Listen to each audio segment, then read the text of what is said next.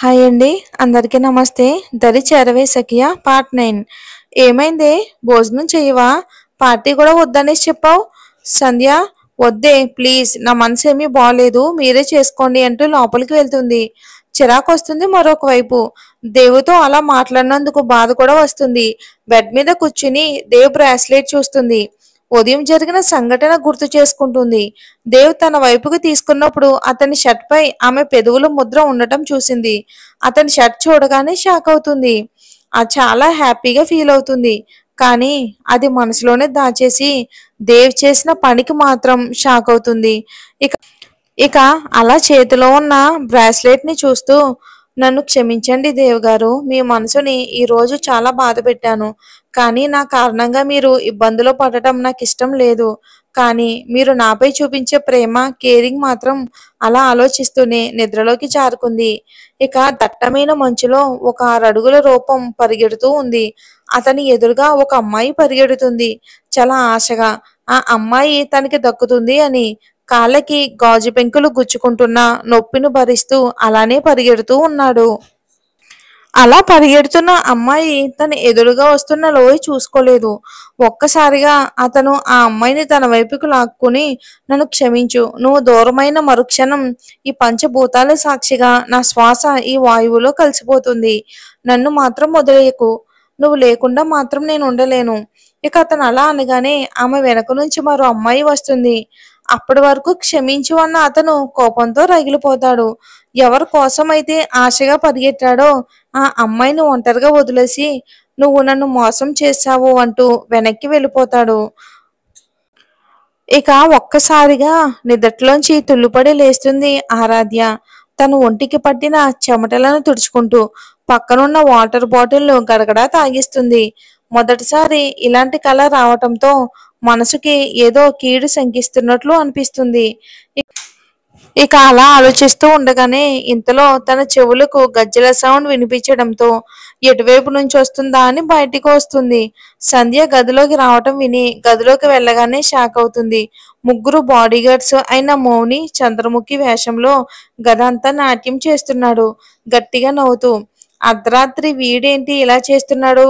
కొంపతీసి నిజంగానే దయ్యం పట్టిందా అని అనుకుని లోపలికి వస్తుంది.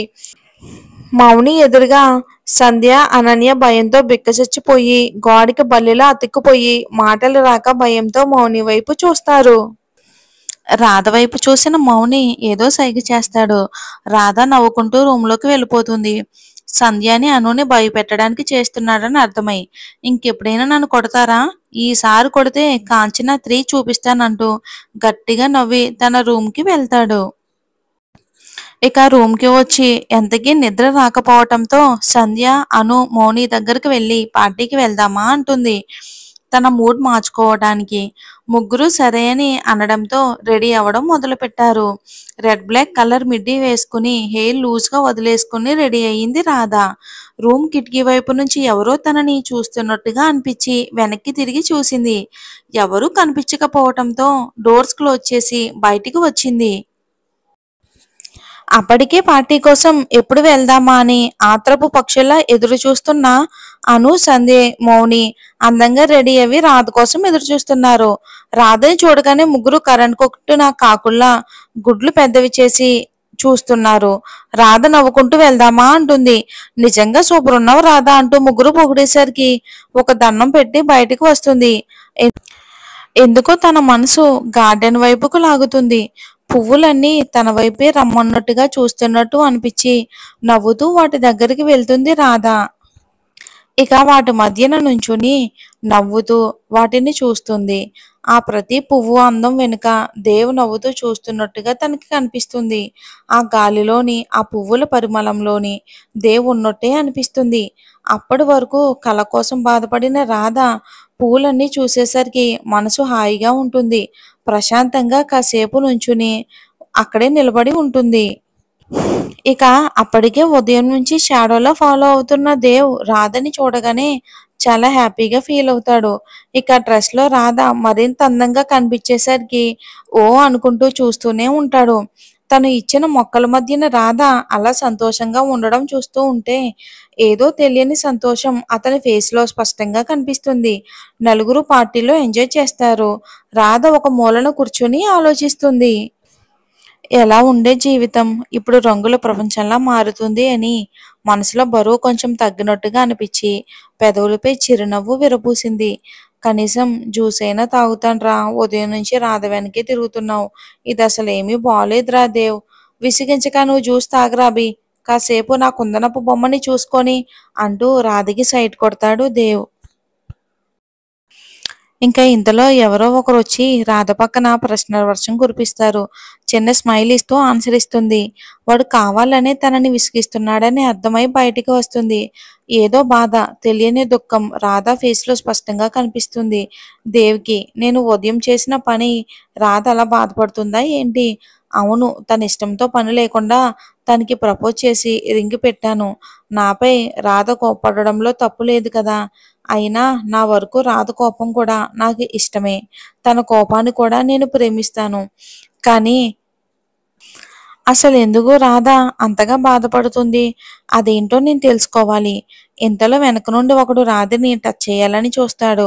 తన ఎదురుగా టచ్ చేయాలని చూసిన వాడి నీడ కనిపించేసరికి వెనక్కి తిరిగి వాడి చెంప కొడుతుంది. వాడు కోపంతో మరింతగా ముందుకొచ్చేసరికి చెప్పు తీసుకుని చెంపపై కొట్టి కోపంగా వెళుతుంది. తన ఎదురుగా దేవ్ రెండు చేతులు కట్టుకుని చిన్నగా చిరునవ్వు నవ్వుతూ ఉంటాడు. ఇక అప్పటి వరకు కోపంతో ఉన్న ఆరాధ్య దేవ్ స్మైల్ చూడగానే ప్రశాంతంగా అనిపిస్తుంది. వెన్నెల వెలుగుల్లో అతని నవ్వు చాలా అందంగా కనిపిస్తుంది. బ్లాక్ కలర్ షర్ట్లో అతను మరింత అందంగా కనిపిస్తాడు. చిటిక వేసి భలే కొట్టవు రాధా. దేవ్ లవర్, సారీ భార్య అంటే ఇలానే ఉండాలి కదా. షాక్తో చూస్తుంది. పర్వాలేదు, ఉదయం నేను బ్రతికిపోయాను. నీ మూడు బాగుంది కాబట్టి పద బయటికి వెళ్దాం.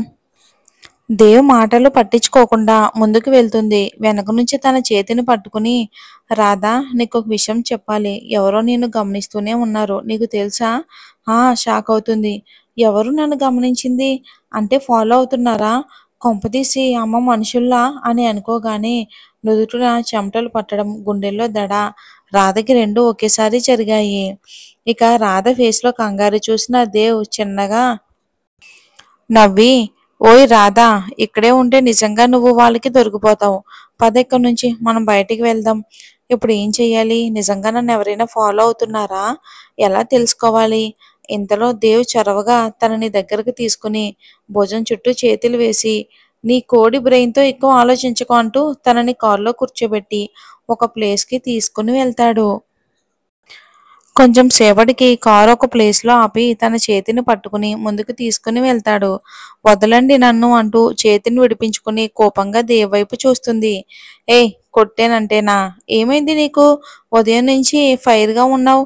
పైగా బర్త్డే. అసలు ఏమైంది నీకు? మీకెందుకు సార్ నేను ఎలా ఉంటే? రాధా, నా మూడ్ మార్చకు. పద నాతో ఒకసారి. ప్లీజ్ సార్, దయచేసి నన్ను వదిలేయండి. ఇంకో మాట మాట్లాడడం అంటే ఇక్కడే నీ మెడలో 3 ముళ్ళు వేసేస్తాను. నాతో పదాన్ని తీసుకుని వెళ్తాడు. ఇక ఈ స్టోరీ గురించి ఒక అప్డేట్ ఇవ్వాలి మీకు.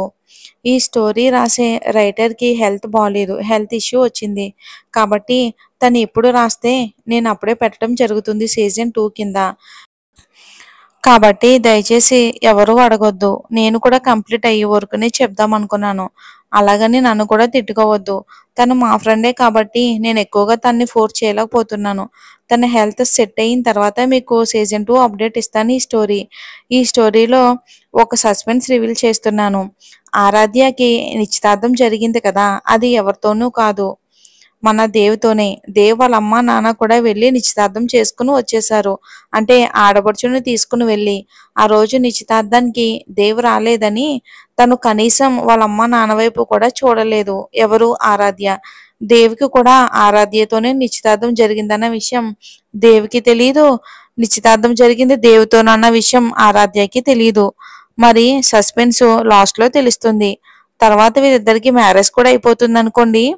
ఇది నాకు ఇచ్చిన అప్డేటు. సో కాబట్టి నేను మీతో షేర్ చేసుకున్నాను.